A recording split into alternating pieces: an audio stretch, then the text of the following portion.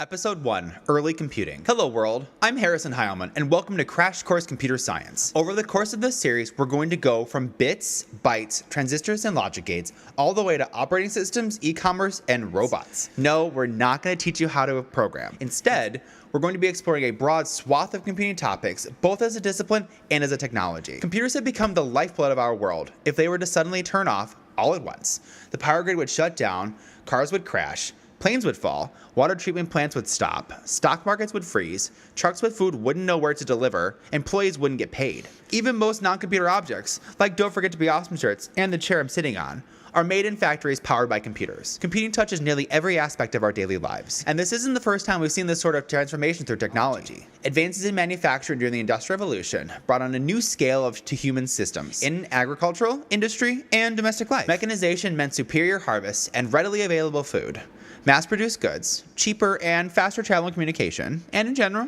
a better quality of life. Computing technology is doing the same right now, from precision agriculture and medical equipment to global telecommunications and educational opportunities, and very soon, new frontiers like virtual reality and self-driving cars. We're living in a time likely to be remembered as the electronic age. Episode 4, Representing Numbers and Letters. Because ASCII was such an early standard, it became widely used and critically allowed different computers built by different companies to exchange data.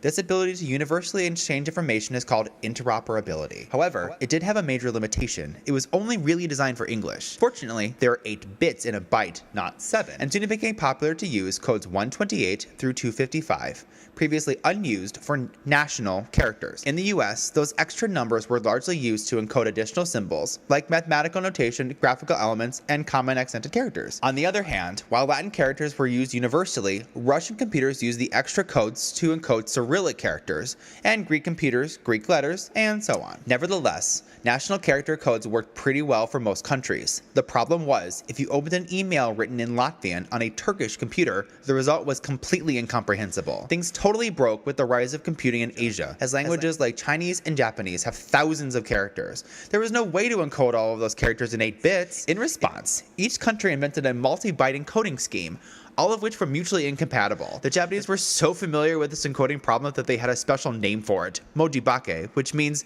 scrambled text. And so was born Unicode, one format to rule them all, devised in 1992 to finally do away with all the different international schemes and replace them with one universal encoding scheme. Unicode has space for over 1 million codes, enough for every single character from every language ever used, more than 120,000 of them in over 100 types of script, plus space for mathematical symbols and even graphical characters like emoji. You might be wondering about types of media beyond numbers and letters, like photos, movies, and music. In the same way that ASCII defines a scheme for encoding letters as binary numbers, other file formats, such as MP3s and GIFs, use pixel numbers to encode sounds or colors of a pixel. Most important is to recognize that under the hood, it all comes down to long sequences of bits. Text messages, this YouTube video, every web page on the internet, and even your own computer's operating system are nothing but long sequences of ones and zeros. Next week, we'll start talking about how your computer starts manipulating those binary sequences for our first true taste of computation.